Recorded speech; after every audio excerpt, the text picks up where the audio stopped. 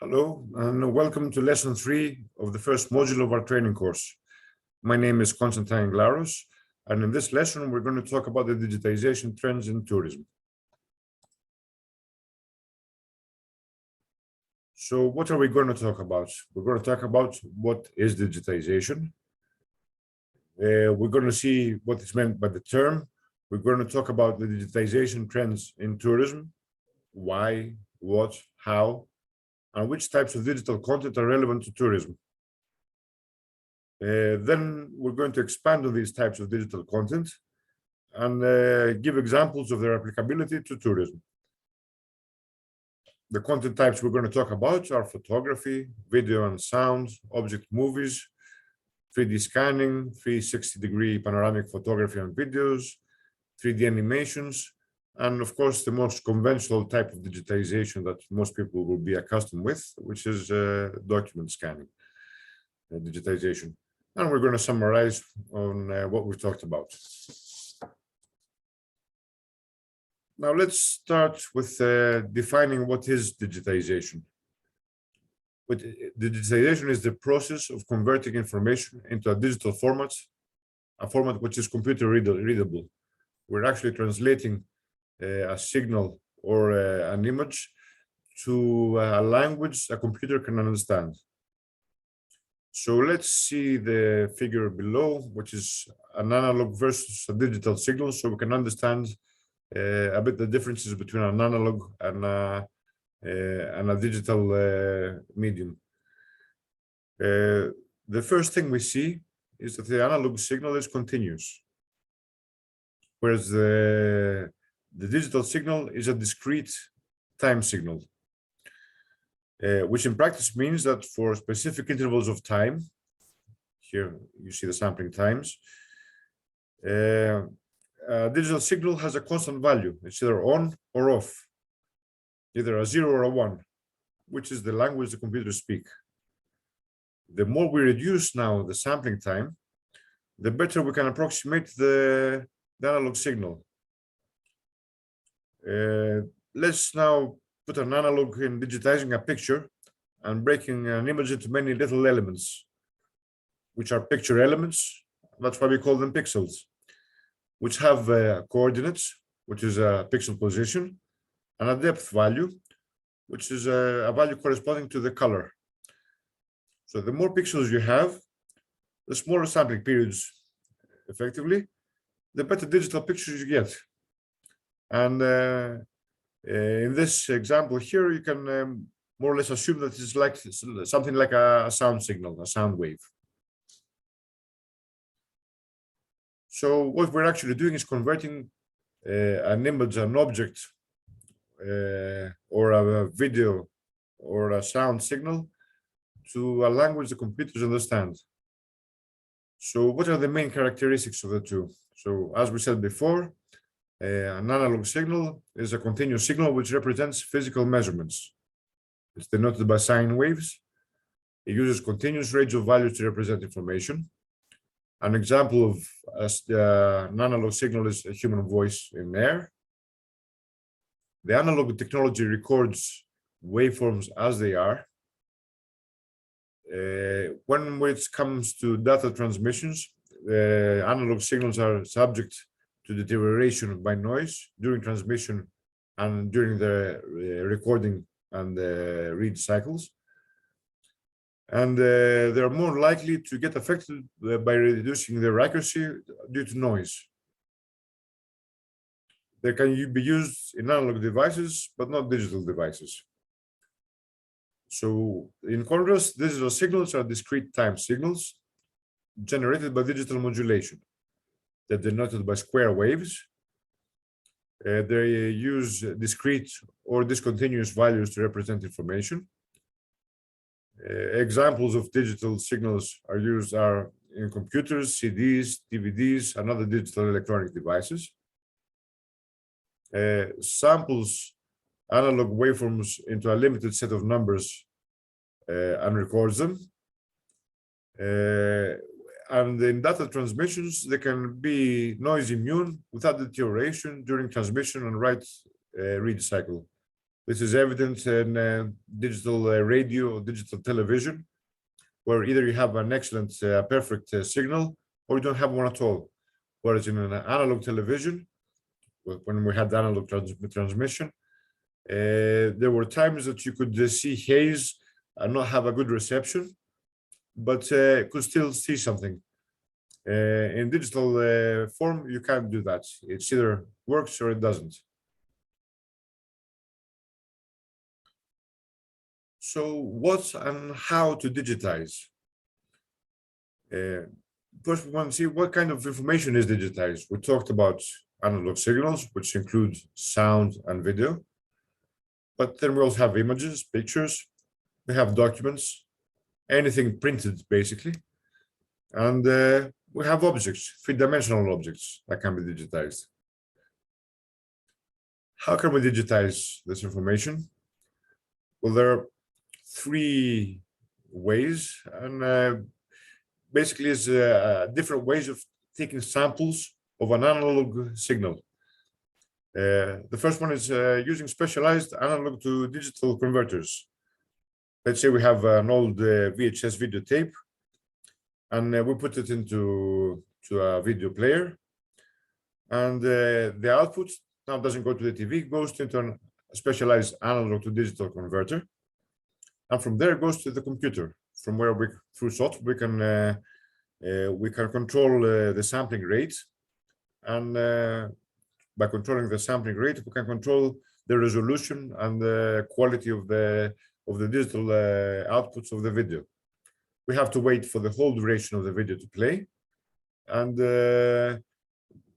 by the end of it, we have the video converted into a digital form. Another way of doing that is by using a digital recording medium to record a previously recorded analog medium. So let's say we have a printed photograph and we want to digitize it. Of course, we can use a scanner, but we can also take a digital picture of it. And a digital picture actually transforms the original picture, into a digital form. And of course, as I mentioned before, we have the specialized scanners, like image scanners, and that are usually used for digitizing documents, very commonly used. But you also have other scanners, like laser scanners, that can digitize spatial characteristics and even objects. And we're going to see example of this later on. So what is the result of digitization? The result of digitization is a representation of the digitized material through a set of numbers that describe the discrete set of points or samples. So basically, it's a conversion to a language that computers can understand.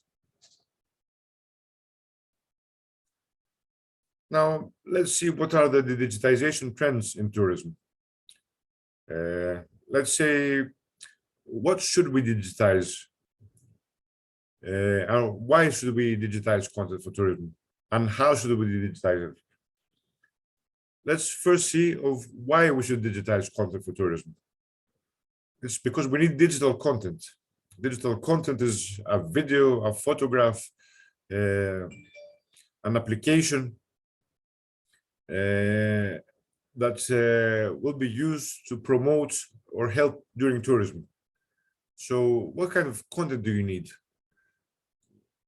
We need content to provide practical and historical information. That's what a tourist will want to learn, to entice and attract a potential tourist to a destination, to provide a nice representation of what a place is offering, and show it to the potential tourists to attract him, to support a story, a route, a trail, a myth, or a legend. This is the part of storytelling that also adds to the uniqueness and let's say the magic of a destination. Content is also used to provide services. like in electronic guides or travel planners, you need to show how the destination looks like and uh, what points of interest are available to see and are of interest to the user to see. And then, of course, you need the digital content to use it for advertisement and promotion and for promoting sales. So the end result of will be an increased number of visitors, sales, and profit, which is the whole point of tourism.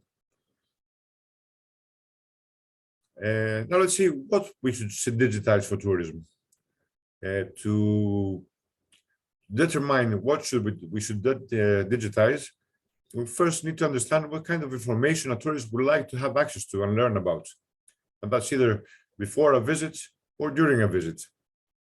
So first of all, he will want to know about the destinations he's planning to go to.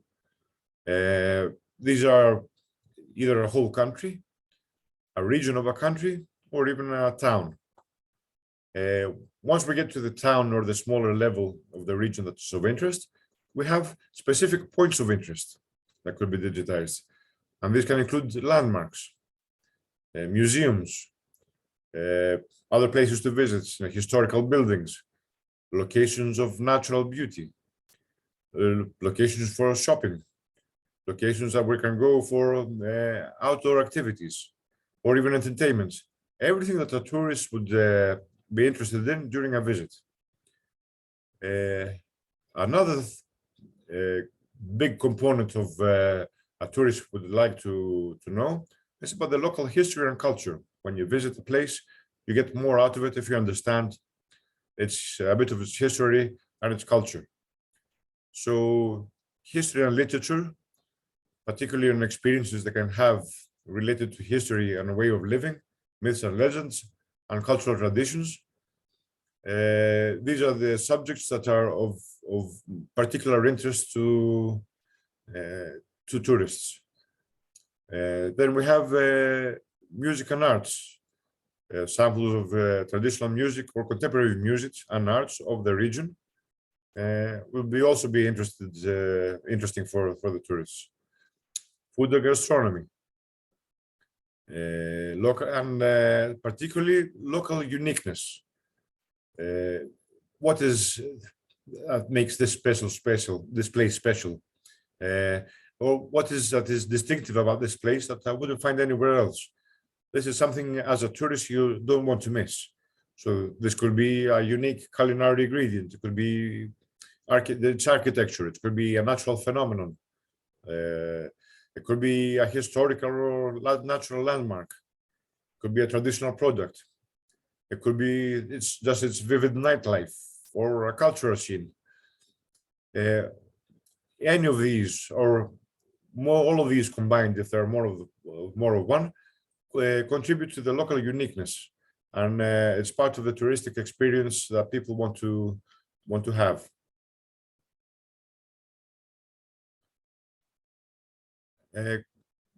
Another part of the information that tourists needs, of course, is practical travel information, like travel routes, if there are travel routes, which ones are suggested, if there are guided tours, if there are outdoor activities available, which are offered and when and how. They want to learn about hotels and accommodation. Nowadays, when you book a hotel, you want to see it before you get there. And you settle by the price and say, okay, I'll go. You want to have a picture and to see, what the rooms look like. Travel information, like the availability of transportation, rentals, legal and mobility restrictions. And also you want to know about the local amenities, hospitals and tourist services. And of course, the pricing of services. Now, some of these will require digitized information. Then we have the metadata on digitized elements. Now, metadata is not something that is particularly sought by the tourist, but it's very important when digitizing documents and items of touristic interest. So we can annotate them in a proper way, so that they can be properly used in a digital application. Let's say we're talking about metadata of a digitized artifact. Metadata would include a location, a geolocation, its context, and further information. So the location is, let's say, this famous artifact can be seen at the National Museum. Now the museum, we want to geolocate it so we can put it on a digital map.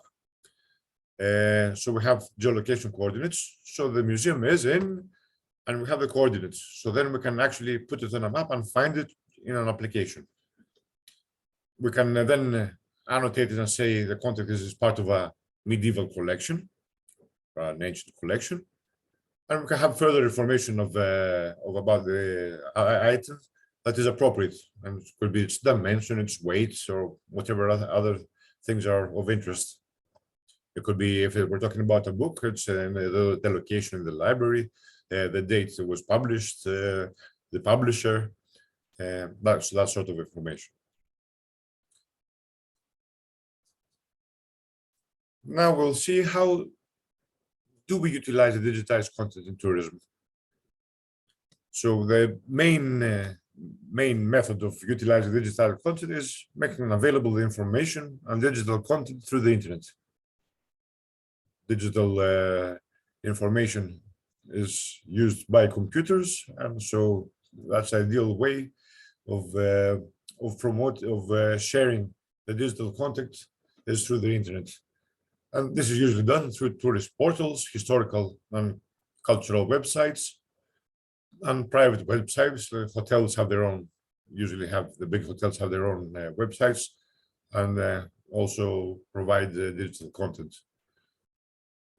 The other way you can utilize information is through web-based promotional campaigns, pictures and videos. You have national, local, regional, or private campaigns to attract tourists. So the digital content is used for digital campaigns through the internet. Also, we have the notion of viral advertising, again through the internet, which is mainly making some digital content that is of so much interest that people will share it between them. So it becomes like a virus, and people it spreads more than you could hope for with just putting an advertisement, a paid advertisement.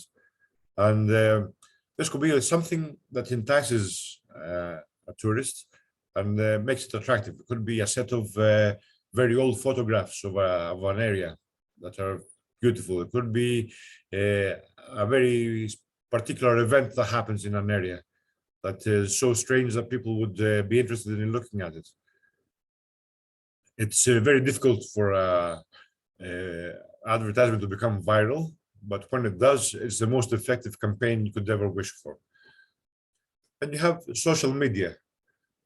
This is either through campaigns or generic. Generic is again the most important because it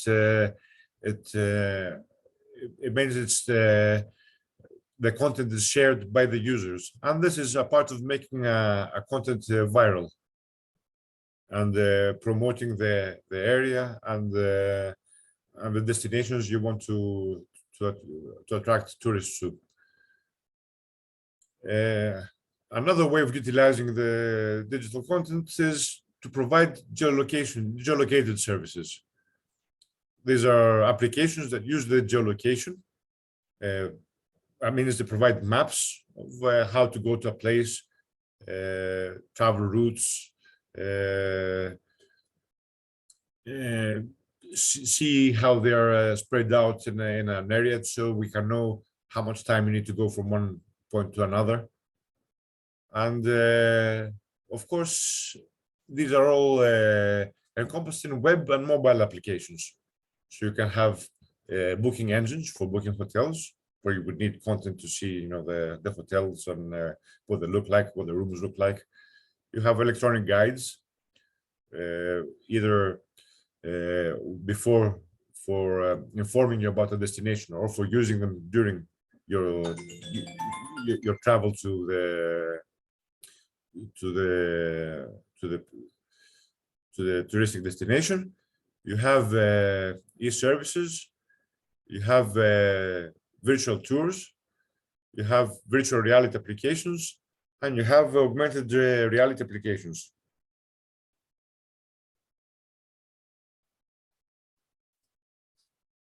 Now, which types of relevant content, the digital content, are relevant to tourism? Well, basically, all the conventional technological advanced types of content are relevant, as long as the content is relevant to, so it's a content-based, content-derived answer. So these include the conventional means of photography, video, audio, and of course digitizing documents, as well as the most advanced or more recent means of aerial photography and cinematography, 360-degree panoramic photography and cinematography, object movies, three-dimensional modeling and animation. So let's first start with photography. Photography is the single and most important digital means for promoting a destination of touristic and touristic facilities. Why? Why? Because it's cheap, effective, easily usable, and always appreciated by users. It is the first visual reference you look for when you're trying to learn about a destination, and it's very informative. Photographs can be easily digitized through photo film and slide scanners. And the digitization of old photographs provides a romantic experience of the local ambience, the history, and the culture. So digitization of digital photographs, either digitizing them, all photographs, or newly made digital photographs, have the most important role for promoting a destination and touristic facilities. The only disadvantage is, that's in quote, of course, is that a professional photographer may make a subject more ideal than it really is, and you have often the notion that people say that oh, we went there and it looked better in the pictures than it was actually was. So as an example, we have this is an aerial photograph, which is a means for providing unseen and stunning views of a destination, unless these are views that you would only be able to see if you're able to fly. And it gives you a different perspective of a place that you wouldn't normally see. We now go to video and audio. Video is the most effective digital means for promoting a destination. Why? Because it can combine motion, narration, natural sounds, music. So it provides, it appeals to more senses, you know, your ears, your eyes, your sentimental senses. So it provides a better understanding of a destination and a point of interest. So the advantages are that videos and audio are easily digitized by special analog to digital converters.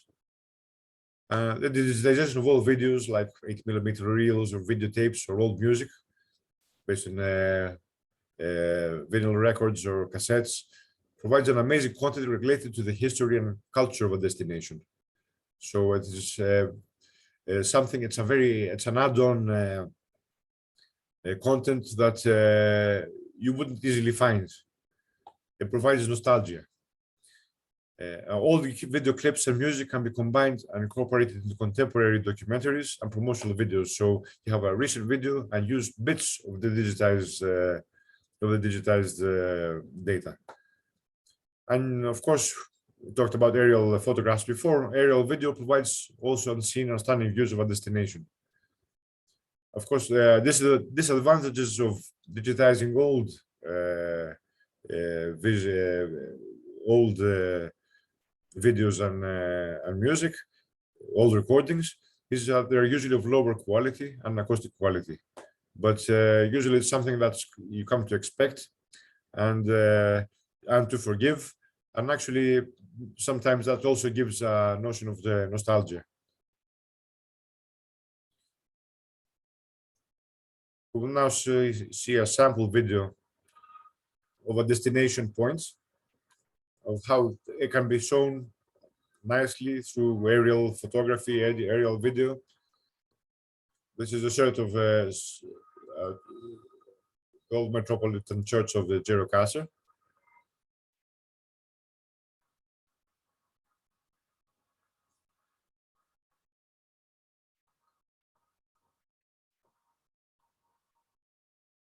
This being an example of a video for displaying, showing a point of interest. Of course, this could be done with narration or subtitles.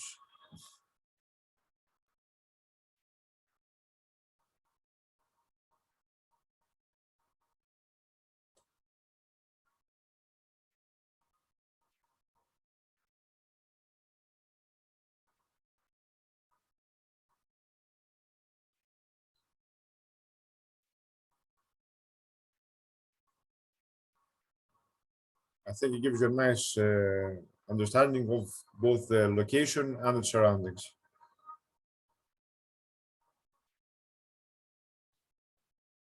We now go to object digitization, object movies, we call them.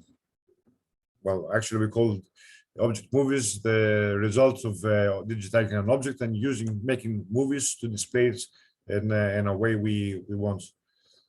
So digital objects are digital representations of artifacts, such as buildings or museum exhibits. And these objects can be digitized through 360-degree photography. We're going to show a video later on, right now after this, showing how this is done, or 3D laser scanning. We have another video for this. Or it could be a 3D models with photogrammetry. So object movies, what are they? They are interactive movies of digital objects, allowing the user to rotate, zoom, and visually examine them. So let's see now from the Google Cultural Institute how we digitize object movies through a 3D scanner camera. You see on the left, you see the camera. In the middle is the object, the digitized object, which is put in a rotating bed. You can see the digitized artifact there. It's put in a rotating bed and it's photographed continuously through different angles.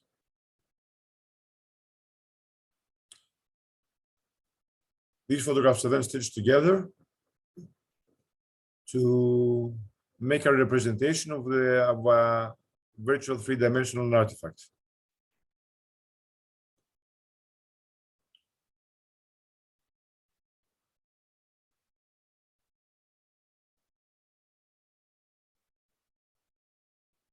This is a computerized process. Here you can see some other examples of little statues and other little items. Of course, this is mostly convenient for small items, not very big ones.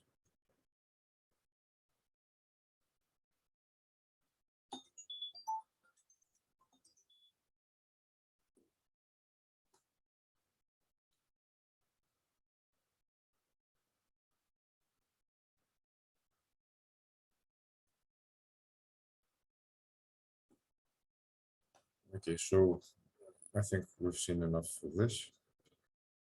We now go to the other way of 3D scanning, which is by laser scanner. And this is a video from the Science and Industry Museum, and it's used for scanning museum objects here.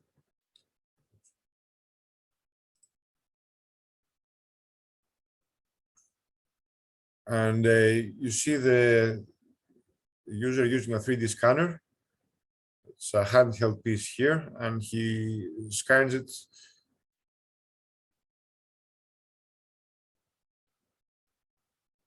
by pressing the button in multiple angles. Here, 3D scanning is used for small objects, but is actually the ideal one of the best ways to scan bigger objects as well, because you're not able to rotate.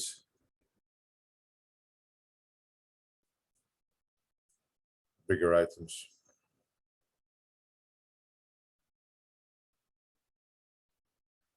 Right. We now go to 360-degree panoramic photography. These are photographs that are recorded in 360 degrees, enabling the viewer to select the angle of view while watching. The advantages of this is that it provides an immersive experience, an experience that you feel as if you were in there from a fixed location. You can also have aerial panoramas. The viewer can navigate to watch the details that are of interest. And this is a very effective way for showing off buildings, museums, landscape and cityscape photography, and archaeological sites. The photographs become combined to provide a virtual tour. And by including inside it some hotspots, you can the user can select it and provide the transition to the next panorama and create a full-blown virtual tour. 360-degree panoramas and their virtual tours can be embedded into web portals and mobile applications. The only disadvantage of having a panoramic photograph is that you can't hide unwanted views. They will be there for the viewer to see. You see everything. Whereas in a conventional photograph, the photographer selects his angle, his lighting, everything. In a 360-degree panorama, you have to shoot in all directions and from all views, all points of view.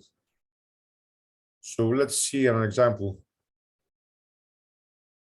of a virtual tour.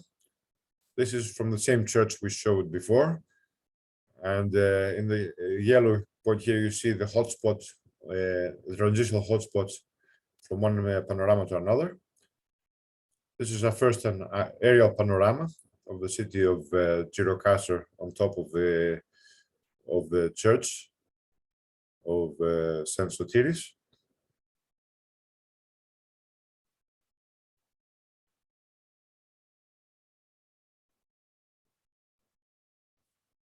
You can see the castle of Girocastre. And now we focus on, we can focus on the picture. Now we have transmitted to the view outside the church. And we can let it rotate.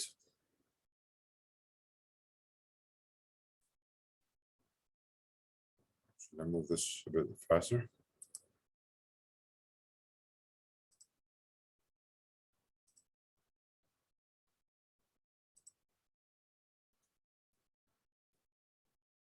And then we can go to the internal view and see everything we can in there.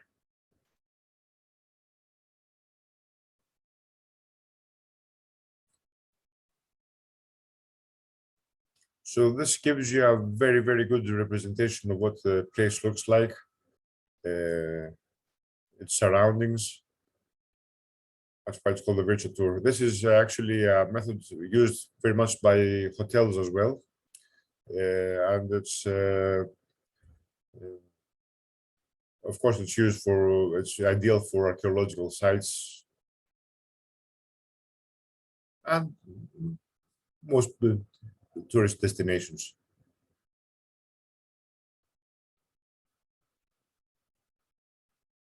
As we said, the pictures are of high quality.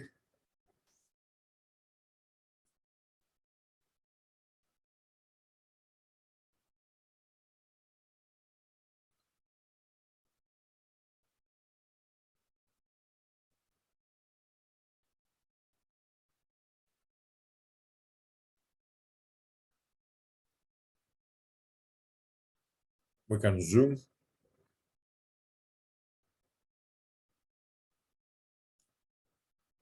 And we can rotate at will in all directions.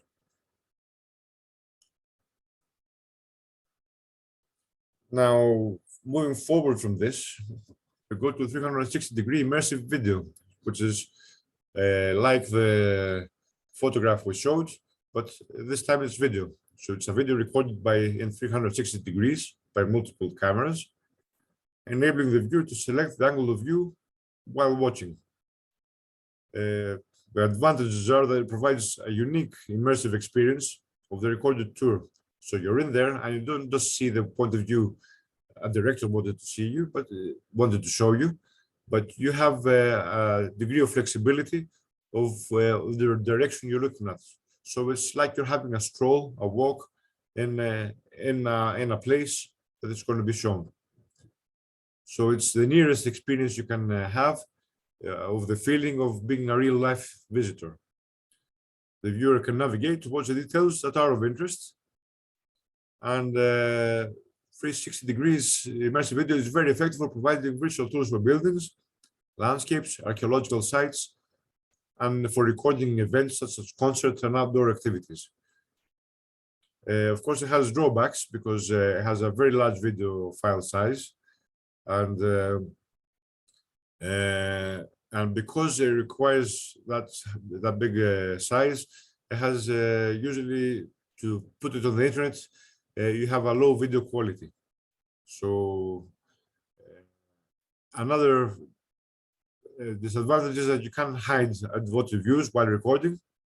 They'll be there for the viewer to see, the same as for pictures. But pictures, because they're static, you can arrange the place and make sure that you can, or you can never edit it out, but you can make sure that the place is nice and tidy when you take the picture. Whereas in a video, in an outdoor scene, it's hard to hide things you don't really want the viewers to see, like a garbage bin or dirt. So, as an example of a 360 video, we're going to see one made by the BBC about the tour of Buckingham Palace in London.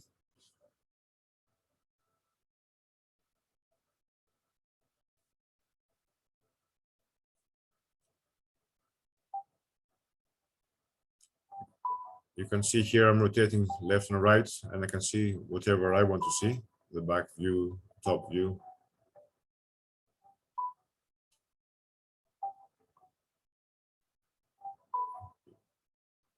We can also add information about each room, or even for whom the piano was bought by.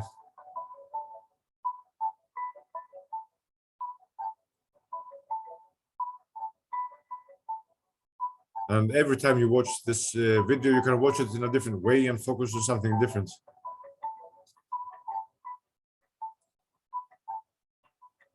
You can focus on the carpets, you can focus on the ceiling. But you can see that the quality of the video is not as good as the quality of the photos in the 360 panoramas.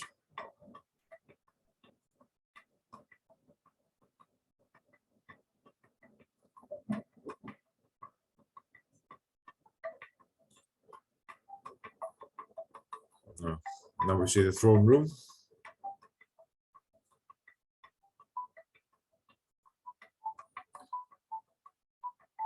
So you get the idea.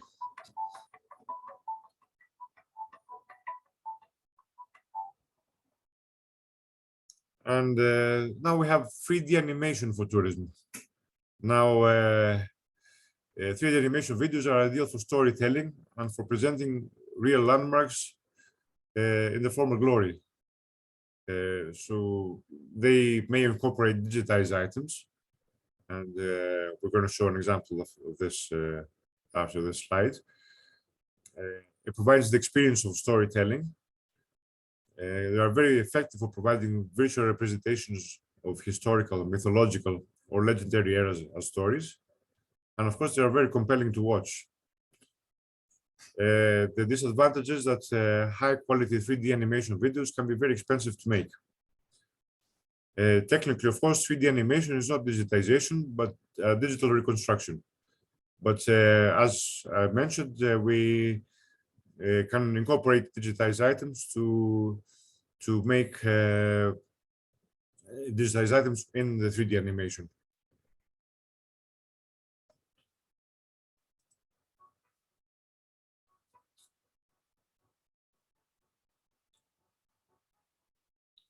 So this is a 3D animation of Byzantine art.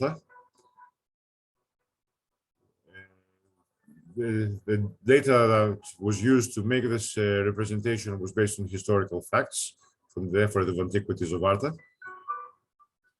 And here we'll see an example. The churches you will see in here are actually like this one. These are digitized objects used with photogrammetry.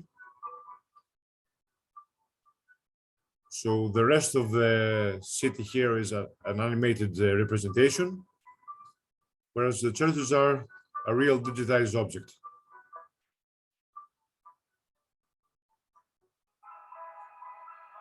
Yeah, so is this one.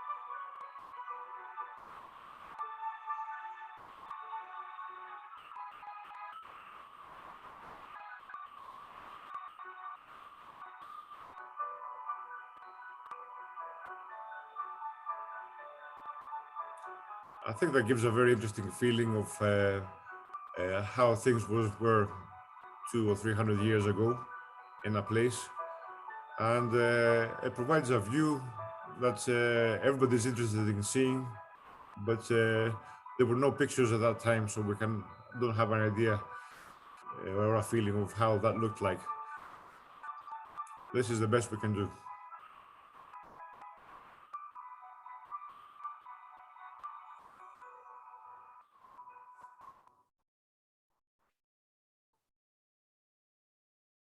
And now we go to the final digitization medium, which is the digitizing documents. And document digitization is the most important digitization process for preserving and disseminating historical knowledge. It's done through conventional and specialized scanners. We often use, and it's actually very nice to use OCR, which stands for Optical Character Recognition Technology, which is used to convert virtually any kind of image containing written text, either it's typed, handwritten, or printed, into machine-readable text data. And this is very useful for retracting information through the web. And it makes available rare and old books, newspapers, and magazines or articles that are scarce and hard to find. Even more importantly, it makes available unique and historical documents that are one of a kind. Let's say a letter a former prime minister signed, 200 years ago. This provides the researchers or interested persons with access to unique and specialized information, but it's not really effective for tourism. But actually, you can use the information obtained from these sources to support the storytelling of a destination in documentaries. And it certainly adds a lot to the storytelling of a destination, of the history and culture of the region. So to summarize, what will we talk about? We talked about what is digitization,